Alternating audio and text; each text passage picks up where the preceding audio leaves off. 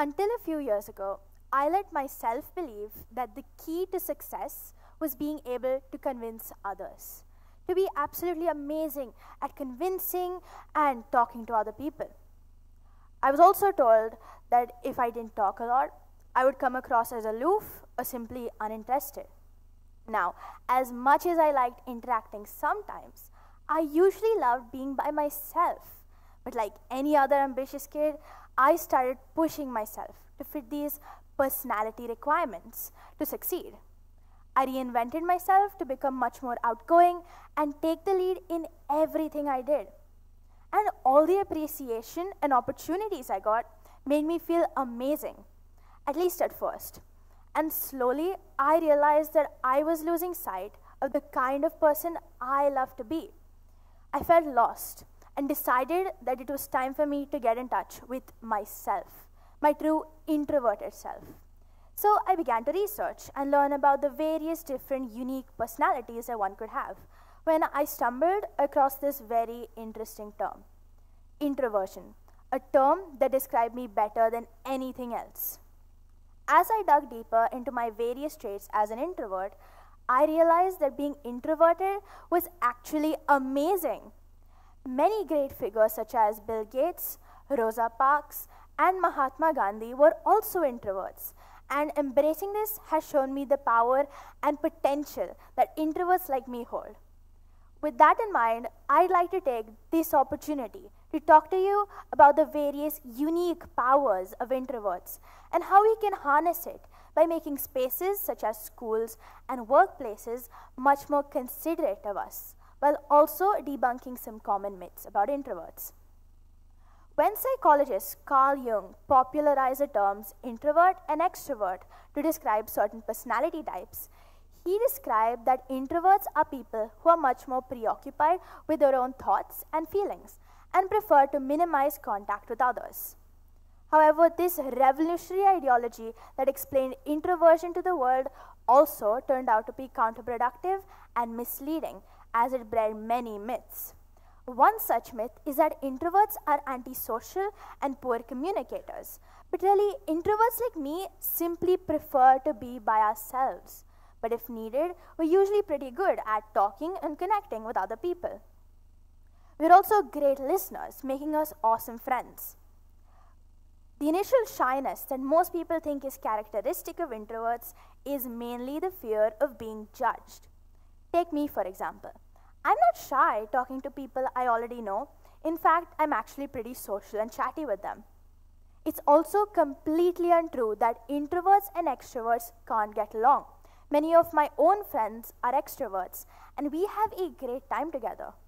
The propagation of these and many more horrible myths have led to the creation of stereotypes that compel us to change ourselves to fit in with our more extroverted peers. But the world wasn't always like this.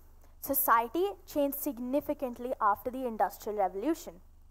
Before then, marketing yourself wasn't as important since competition was low and communication was quite limited. Success relied on three factors: hard work, creativity, and career-specific skills.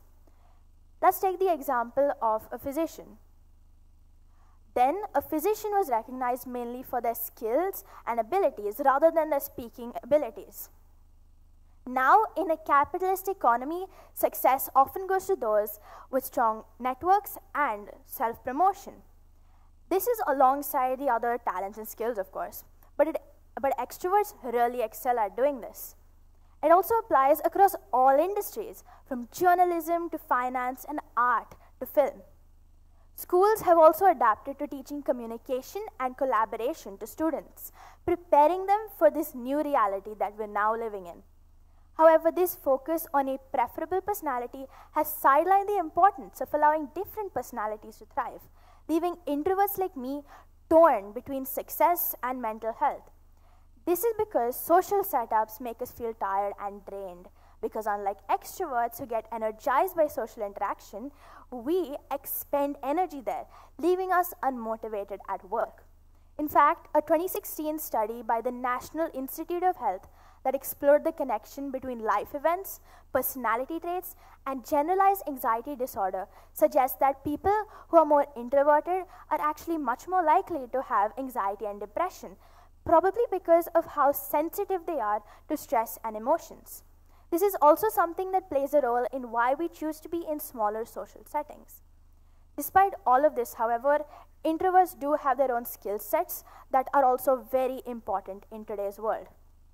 We tend to be great at being introspective, creative, analytical, and thoughtful because we spend a lot of our time thinking and analyzing by ourselves, which, by the way, makes us feel super energized. This also helps us in making very informed decisions, although a bit slowly. Introverts are also natural leaders, as we're empaths, meaning we're much more inclusive of others' ideas. In fact, this very trait helps us in having much better results than extroverted leaders, according to a research by Adam Grant at the Wharton University. Introverts offer these and many more incredible benefits through the power of quiet, a tool that has been used by generations of spiritual thinkers, artists, and even scientists. This quietness is proved to improve beta endorphin, norepinephrine, and dopamine levels in the brain, which lead to mental clarity, creativity, and reduced stress. It's a skill that everyone can use, not just introverts. Even though extroverts excel in many different areas, combining the strengths of both introverts and extroverts can lead to greater societal progress. So now let's try to analyze some various situations from both perspectives, introverts and extroverts, while also adding our very own improvements. First, let's start small. Children in school. Extroverted students here are enthusiastic, outgoing, and energized by social interaction. Remember those kids who shout, "Yay!" in the start of class? Yeah, them. They're often very proactive, especially in team projects, and tend to dominate conversations. Introverts, on the other hand, are much more reserved and prefer to work independently. They also tend to interact only with a small group of friends and may feel drained by the end of the day due to the immense pressure of such social environments. So now let's try to make this much more inclusive for both, while also fostering key skills in school. To do this, schools can balance group and individual activities, making them much more considerate of both personalities as well as learning goals. Schools can also establish a quiet time for introverts to recharge and for extroverts to understand, appreciate, and practice the power of quiet. Teachers can help students identify their key strengths and find ways to apply them, while also encouraging and recognizing students for not just speaking up, but for also being attentive listeners. Now let's move on to an age where individuals really develop their personalities. Adolescents, who are starting to increasingly participate in skill-building activities such as debates and MUNs. Extroverts really thrive in this setting, easily sharing ideas and countering others' points. They also tend to dominate discussions and communicate effectively. Introverts, however, may feel overwhelmed in such free-flowing debates, despite being actually excellent at research and analysis. They also might hesitate to express their points because of this. Now let's make this more inclusive for both introverts and extroverts. To do this, debates can have much smaller teams for better comfort and planning. Students can be graded on not just communication, but also research and analysis. This can help us recognize different strengths of different individuals. Lastly, but most importantly, let's ensure that debates have everyone speaking in turns and keep the discussion not just free-flowing, but also organized, helping introverts adapt to this environment. Finally, let's move on to adults who spend a lot of their time in workplaces. Extroverts in this setting are positive and strong communicators and easily excel as leaders, as they're great at keeping up the energy of discussions and meetings. Introverts, on the other hand, are creative problem solvers, careful decision makers, and good observers. but they might struggle to express their ideas and achievements, making them less likely to have a high impact in such competitive work environments. To make this more inclusive for both introverts and extroverts, workplaces can ensure that they offer diverse ways for sharing ideas and for collaborating in small teams. Some ways to do this include brainstorming boards, emails, and letters. We can also lower social expectations while encouraging both quiet ideation as well as open communication. Offices and workplaces can also plan meetings and social interactions in advance, helping employees, especially introverts, connect comfortably. And lastly, but most importantly, let's encourage individuals to choose their careers based on their personalities and passions rather than societal pressures.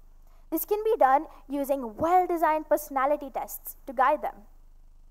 Introverts make up almost a third to a half of the world's population, and even though we might seem shy or uninterested, we can actually benefit the world in some truly extraordinary ways.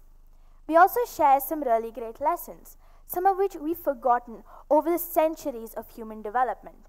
One such lesson is the power of quiet.